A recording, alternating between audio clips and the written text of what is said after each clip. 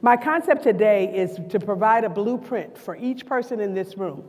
And that blueprint may look differently. As different a concept as that is from everyone else that spoke today, they had like one thing that everyone could do to help their business get to a particular place. And I really do believe in that concept because I have used that to build 3 or 4 businesses and then go from entrepreneur that was successful, millionaire, and all of that, down to nothing and back up again. And I will tell you that having a system is effective. It works, but it works until it doesn't. Sometimes your systems are right, you do all the right things, you plan effectively, and everything is in place, and then the unmanageable happens. For me, the unimaginable was, I need something to bang on. I'll just make the sound. Pump, pump, pump, pump, pump. FBI, open the door. That was my unimaginable. Having had the experience of not ever thinking that anything like that could happen to me, I was absolutely not prepared. So when we talk about a blueprint, we're going to talk about today something a little bit different. It's a blueprint that you can craft that may look different than the blueprint of the person next to you. Sometimes your proximity to a situation can make it necessary that you have a very customized blueprint. And today, instead of focusing on our clients in this session, we're going to focus on us. Instead of focusing on the balance sheets, the bookkeeping, the tax, we're going to focus on something just a little closer to home.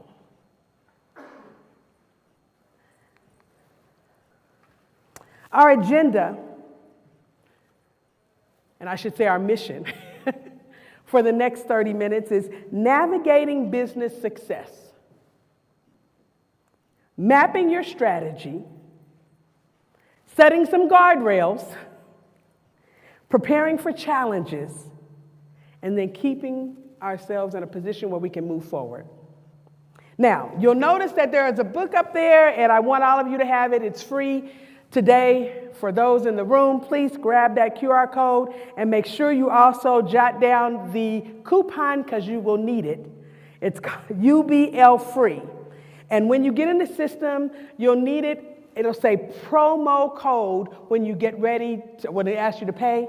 Just keep putting in all your information until you get to the point of where it says promo code. Scroll all the way down to the bottom, and you will be able to put in that promo code and download this book. Now, why should you have it? Because I really do believe in legacy. Having been in a situation where that knock at the door did not terminate into oh, we're sorry, we had the wrong house. Instead, it terminated into get in the car, go down, and even the judge crying, saying, I don't want to do this, but I have to give you the mandatory minimum. So we'll talk a little bit about that in a minute, but having an unbreakable legacy is something that each person in this room should have. Okay, enough about that, let's go forward. So from prison to purpose, as I stated, my situation didn't end up like a lot of people I know where, oh no, we made a mistake. You don't have to go. My situation was a little bit different. It took them 4+ years to figure out it was a mistake, and I only had a 5-year sentence. So with that being said, I had to go. And while I was there, constraint brought a level of creativity out of me that was unparalleled. I know that this is probably not the story that most of us expect when looking at somebody like me and seeing all of the, if you were online with me right now in a Zoom room, you see all of these receipts on the walls. That's what I call degrees. You see all the certifications. However, even with the certs and the things that I had before I went to prison, none of that could stop the fast-moving train of my husband having to put me in the car, drive me to the prison, and drop me off. I didn't really have a lot of things, and you guys are going to see some of my quotes up here from different books that I've written, and I want you guys to grab those because I'm not going to read all of those because I'm going to tell you things that are really important. My story is wrapped up in process, so we're going to talk a lot about the process, but I want you to get the quotes too because I think those are really important. That's why I put them on the slides. But while I was there, I had to learn to reframe, and I want to tell you this before we do anything else. Nothing was as it seemed. I had done prison ministry before I went. Oh, true story. Prison ministry.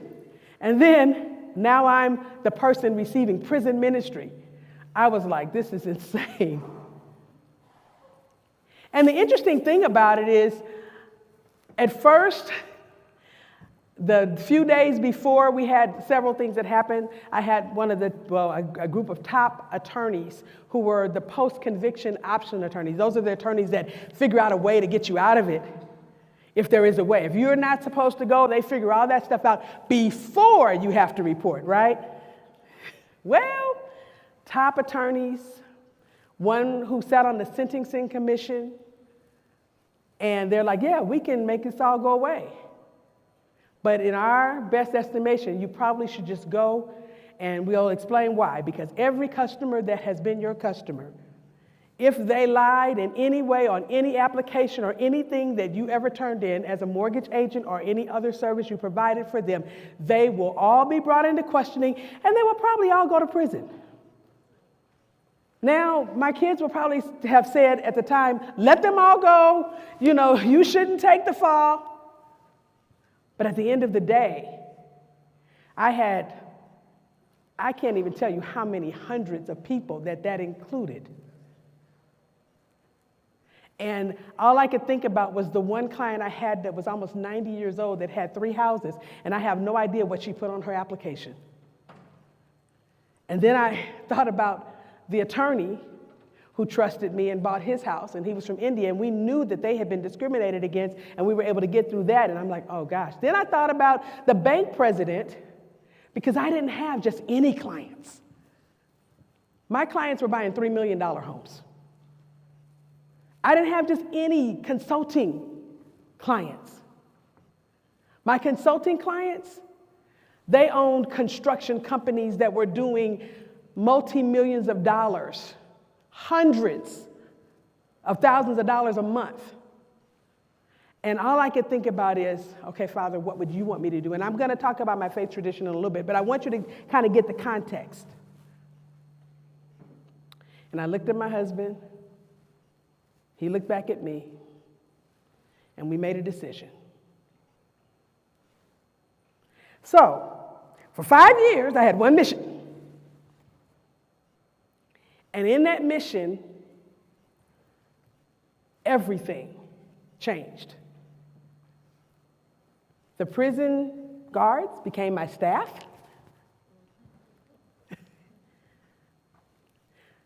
The chapel became my office. The library was my university. The law library was my conference room. They told me when I walked in the door, you leave your credentials at the gate. By the time month 3 was in, I was already working as an assistant to the person who was over psychology. I was providing music therapy for all of the people on the camp. By month 6, we had reduced the number of people who were going to the clinic by about 50%. I was teaching nutrition classes. They restricted me from teaching in education, so they gave me a platform to teach from the chapel. So I had a classroom. And the interesting thing is, 3 days in, the chaplain came to me and he says, oh, I went and got permission from the board of prisons to buy you a brand new keyboard so you can continue writing your music. But it's not just any keyboard. It has a 5-track recorder in it. He says, we never get the opportunity to have any recording device in here, but they gave me permission for you to have this. When I left there, I spoiled Egypt. I walked out of there with 5 cases of books that had been purchased for me by the Chaplaincy Services Department, who had the largest budget in the prison. Now, I am not saying that prison was a perfect place and that I would just sign up again to go. But what I am saying, that it was the perfect place for me at that time, because everything that we are experiencing now was born out of that adversity. So, I had to learn to navigate business success. I had been quite successful. I was a serial entrepreneur. I had already taught, every grade level pretty much. And then I taught college. Then I was a dean at a university for a short stint. And then I became a consultant and made more money at that than I had been making as a dean. But I still did not have the concept of navigating business success. What does it mean to you to go on a journey? And now we have this wonderful thing called GPS or Siri or Google. Hey Siri, navigate me to, and you give the address, right? What does it mean for you to navigate to success as a business owner? Well, let's just say this. Most of us have a level of potential that we do not understand. Potential cannot be quantified while you're alive. And many of us, what we do is we actually put lids, caps, and all types of things around our potential based on what we think we can do, or what our parents said we could do, or what the authorities tell us we can do.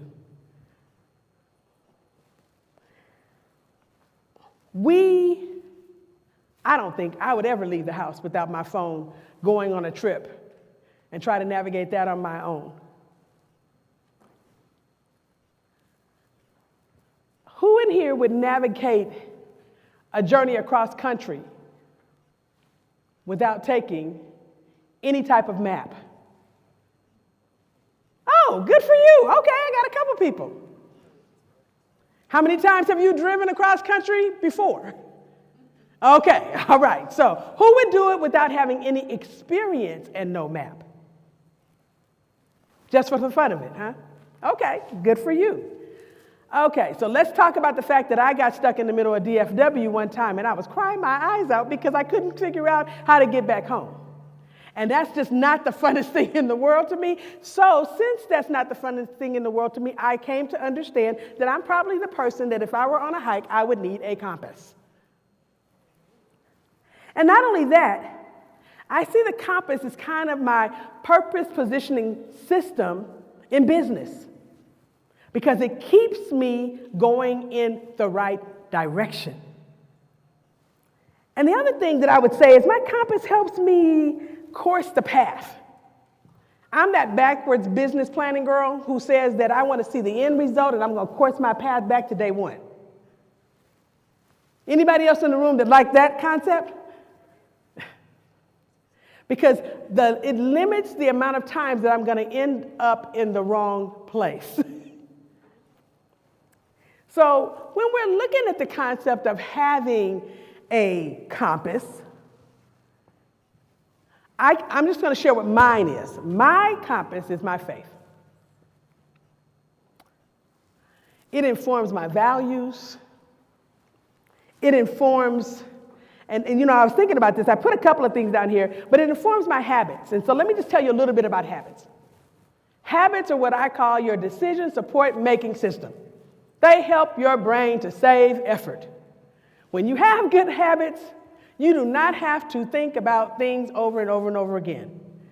As an accounting professional who has been counting money since she was probably, I'll just say this, I was counting $20,000 a week when I was working at Six Flags, and I was about 19 years old.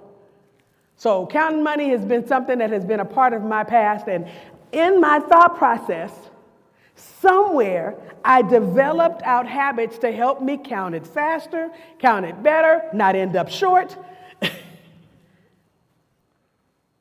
What if we, as business professionals, could develop out a set of business habits that helped our brain to save effort?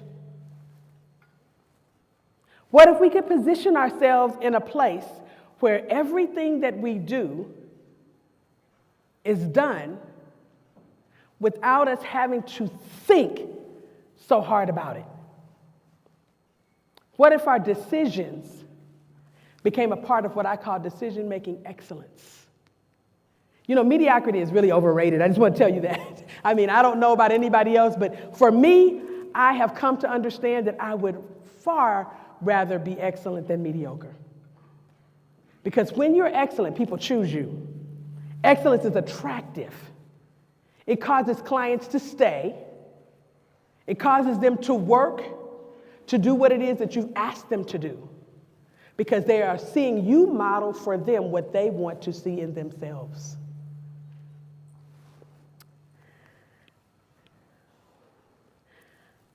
One thing that I have to understand about having a compass is that it doesn't really work unless you also have a map. Because the compass is really just going to tell you which way to go, but the map, it actually tells you how to get exactly where you're going.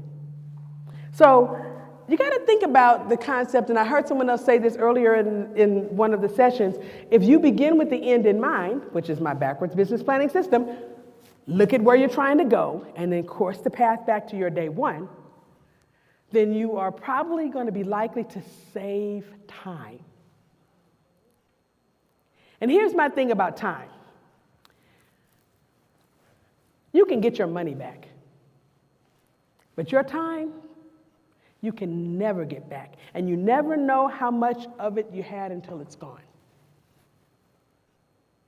So, when you can develop like this simplified roadmap that you can confidently navigate your way to where you're going, then things begin to make sense. In a few minutes, I'm going to show you what my map looked like. I was planning to bring a piece of paper up here so I can kind of fold it and show you guys what I did. So I'm a big tech geek. And those who were in the mastery program can tell you I was rolling around with like 3 tablets when we were, in our retreat, because I have certain purposes for each thing, and I have a way that I process things, which is the reason why I ended up coming up with that dashboard. Because I found out that if I could flesh out everything I had and make it all work to its optimal, then I could accomplish more in one life than most people accomplish in 10. Now, I'm not trying to compare myself to anyone else, but I do know this. I have a desire. I live for the benefit of others. And I have a desire that every person that comes in my presence leaves my presence with something more than they had when they came. And when my clients come to me, I want to have perfected everything that I possibly can about the way I do things so that they walk away with value.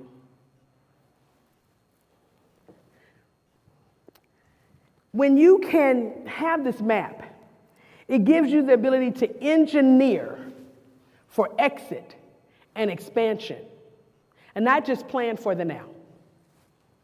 So I'm going to ask a question. And I want you to be honest with yourself, because you don't have to raise your hand. I just want you to internally identify with this. How many of you have really thought about what your freedom point is? How much longer are you going to be doing what you're doing? And what's your next? Will you just sit around and prepare to die? What does it look like? What does it feel like? When do you know that you've reached that point?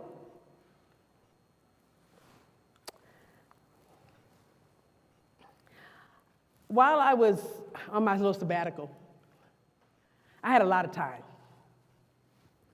And I took a piece of paper and I developed out my technology and I created my iPad on this paper. I folded it into 9 different blocks and I had my daily schedule there in 7 of those blocks. And then I had on the front and back some different items I called my circle of disciplines, and I developed out ways to touch points. That's what I call them. How do I touch the women that are here on this camp?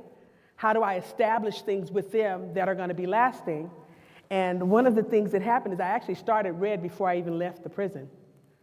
RED Worldwide is an acronym. It's called Research, Educate, and Develop. It's what the acronym stands for. And in that, because I had been a research and strategic planner previously, I decided that I could help these women come up with concepts that they would be able to own businesses or have some service or some product or something that they could do when they left.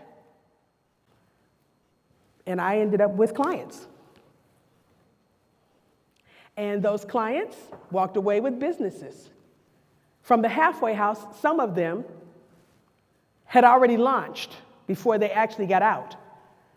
All of their paperwork was completed at the Secretary of State level. So they did not have to be in fear of not being able to check the box. Oh, you know, the proverbial box that says that, you know, have you ever had a felony? And the interesting thing is that because of some of the classes that we were doing and the way that we interacted, they didn't just leave there to come back, because we had a very, very low recidivism rate. And the reason why is because most of them understood, okay, yeah, I made a mistake, but what's next? And they understood that there was a way they could legally take care of their families without being concerned about what happened in their past. They learned to leave the past in the past. Now, I will say to you, most of you have probably never been to prison. At least you don't think you have. But some of you are in the prison of your minds right now. Not even willing to break out of a barrier because, well, I'll do it next week. I'll do it next month. I'll do it next year. Oh, man, she talked about relationship pricing. I can so do that, but man, it's going to take a lot to do that. Yeah, I'll do it 5 years from now. Why? Just like you don't have an answer for what's your freedom point, some of you don't really have an answer for when is my next going to start? The one thing I can say about RED Worldwide is when we started, I actually came home or went to the halfway house. 4 days later, I was working in the CEO's office as their strategic planner. And that CEO gave me her conference room as my conference room. I also had an office from there. The halfway house didn't know, but I did. And I had an opportunity to set up my nonprofit, which is what RED is, to serve people. I already had clients because I had set the clients up and some of those got out of prison before me, but they brought their friends. And we began a trajectory that was unbelievable because what ended up happening is I turned my clients into a sales team. So I really couldn't advertise, but I didn't have to. We were 100% referral based. We made $20,000 that first year. We doubled it, and then we tripled it, and then something else happened. So let's kind of talk about the concept. I had to learn to set some guardrails. How many of you all have ever thought about the possibility of something not going quite right? Or for that matter, you run into a client and you know when you look at those books that everything is not the way that it seems. Some of you probably haven't thought about what the implication of that could be to your own family. And so not having the ability to think about that, because nothing has happened, we'll be okay, could position you so that you are not paying attention to the guardrails you can put around you and your family. Guardrails are your paradigms. And some of us need a whole paradigm replacement. Forget the shift. We need to be able to see what it is that I need to do to insulate myself and my family so that my business does not hurt us or anything else that we have. Anyone ever thought about that? It's been in the back of your mind. That's good. Because here's the thing. Guardrails keep you from going off course, and if you see something that doesn't look right, guardrails gives you the ability to fire that client and say, you know what? It's not worth it to my family or me to take a chance, even though I really like you. And you've been with me for 10 years. But this is what I see. This is what I'd like you to do. You choose not to do that, then send them a letter, an email, and let them know that you've decided to go in a different direction. We have to replace these faulty paradigms that we have and these rails that don't quite work, that they look like a barrier that'll help us from falling off the edge, with ones that really are effective. Because the thing that I'm talking about you to you about right now is the main issue. I am a helper and naturally a fixer. So who better than an accountant, a mortgage agent, a real estate agent? Who better than a coach, a business advisor, a financial advisor to take the hit? And here's the thing that I learned that I really hope that I can convey before we do anything else in this meeting, is that I learned that my impact is so much more important than my friendship. So let's talk about paradigm replacements. Look at the bottom.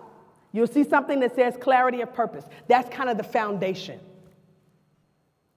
And you have to learn what your purpose is. Your purpose is not your job. Your purpose is not your business.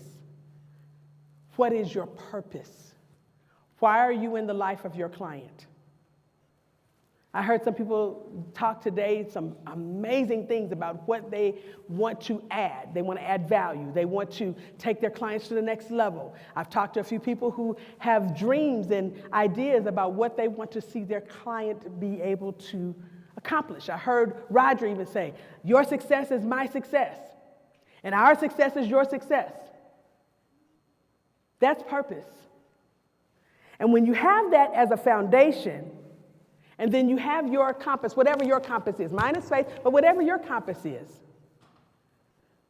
that keeps you from going over the edge, you have to make sometimes a reiteration of your belief, because some situations present themselves very differently. And after you see them, now you have to make a decision. And when you make that reiteration of the belief, that could be a situation of where, do I take on this new business? Do I buy another accounting firm? Do I become a subcontractor? All of those things get affected by your belief system. But when you have that confidence, then what happens is you can see irrefutable results. So let me say this. You might be able to argue with me, but you can never argue with my result. So here in this confidence equation, you have to have clarity of purpose, the reiteration of belief, and then you can actually get to that level of the irrefutable results. It's going to be kind of an exponential type process. Confidence is cultivated, but it's belief on repeat. Remember how I said that your habits help your brain to save effort? When you have that in you and it's instilled inside of you, you will never be denied. How do you prepare for challenges? Well, there's nothing I could have done on this earth that would have prepared me for prison. But here's the thing. When you have a risk management system or strategies, it's amazing how those same things that you use every day because you've been doing it by rote become a part of you. And even if you're placed in a situation that is unconscionable, what comes out of you is that reiteration of belief, that excellence. I folded my clothes a certain kind of way. You know why I folded them a certain kind of way and put them in the locker?